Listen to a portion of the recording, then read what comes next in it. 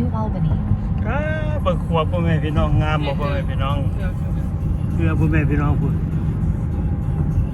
เบิ่งนู่นครัวนู่นพ่อแม่พี่น้อง ครับครัวคันตะกี้ In half Kentucky a come mile, Indiana. stay to the left. หมดต้นเลยนะหมดเอง หมดเพลงเด้อ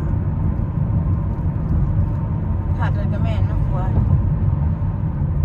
ผัดเลยเป็นจังไปเพิ่น เบิ่งนู่นพ่อแม่พี่น้องความครัวนี่แม่น้ำเด้อพ่อแม่พี่น้อง เดินจอกไปดูเขาก็เอาอันนี้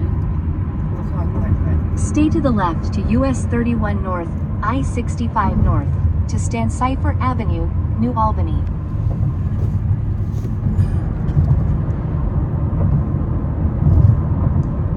ครัวความแคตะกี้เด้อพ่อแม่พี่น้อง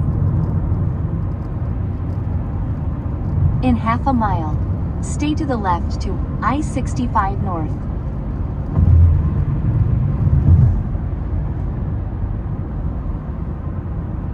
เพิ่นน่ะขึ้นมอนี่ก็ ขึ้นหม้อแล้ว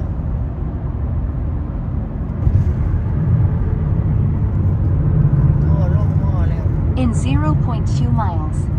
stay to the left. Stay to the left to I-65 North. ไปน็อตแล้วไปน็อตชิคาโกแล้ว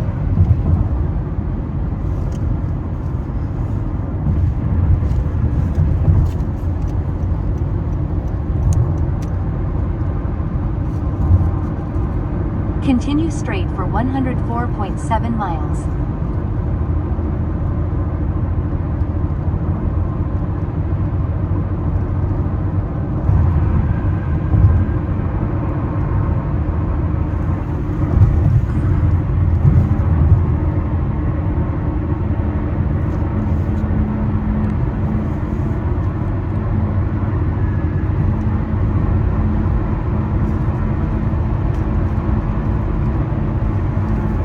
กัดดีบ่ใหญ่ได้กัดดีว่าดอกกัดดีได้หน่อยน้อยหน่อยหนึง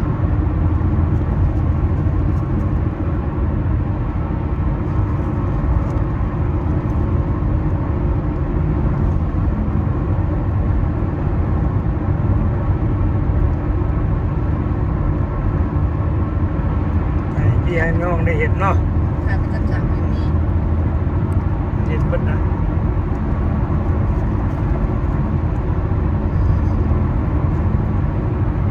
ใครเดินรถบนดินทางนี้สบาย สะดวกสบายพ่อแม่พี่น้อง แล่นมันไป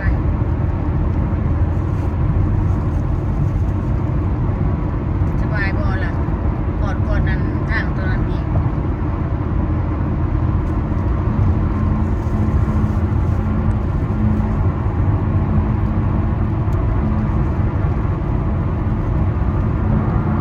บ่แท้ๆก็บ่ได้เห็นเลยพ่อแม่พี่น้องบ่ได้สู้ไปบ่จำเป็นก็บ่ได้ไปหั่นไปนี่หรอกพ่อแม่พี่น้องนี่จำเป็นได้ไปแล้วก็ได้ถ่ายให้พ่อแม่พี่น้องเบิ่ง FC ได้เห็นเนาะ